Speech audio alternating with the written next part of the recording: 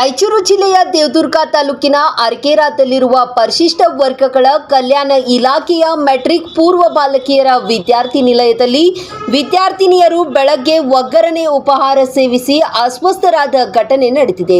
ಪ್ರಾರಂಭದಲ್ಲಿ 45 ಜನ ವಿದ್ಯಾರ್ಥಿನಿಯರಲ್ಲಿ ವಾಂತಿ, ಹೊಟ್ಟೆ ನೋವು ಕಾಣಿಸಿಕೊಂಡಿತು. ಸ್ಥಳೀಯ ಅರಕೇರಾದ ಸರ್ಕಾರಿ ಆಸ್ಪತ್ರೆಯಲ್ಲಿ ಚಿಕಿತ್ಸೆಯನ್ನ ನೀಡಲಾಗುತ್ತಿದೆ. ವಿಷಯ ತಿಳಿಯುತ್ತಿದ್ದಂತೆ ಪೋಷಕರು ಆಸ್ಪತ್ರೆಯತ್ತ ಧಾವಿಸಿದ್ದಾರೆ. ಸಮಯ ಕಳೆದಂತೆ ಅಸ್ವಸ್ಥಗೊಂಡ ಮಕ್ಕಳ ಸಂಖ್ಯೆ 70ಕ್ಕೆ ಏರಿದೆ. ಅರಕೇರಾ ಸಮುದಾಯ ಆರೋಗ್ಯ ಕೇಂದ್ರದಲ್ಲಿ ಚಿಕಿತ್ಸೆ ನಡೆಯುತ್ತಿದೆ. ತಾಲೂಕು ಮಟ್ಟದ ಅಧಿಕಾರಿಗಳು ಭೇಟಿಯನ್ನ ನೀಡಿ ಪರಿಶೀಲನೆಯನ್ನ ನಡೆಸಿದ್ದಾರೆ.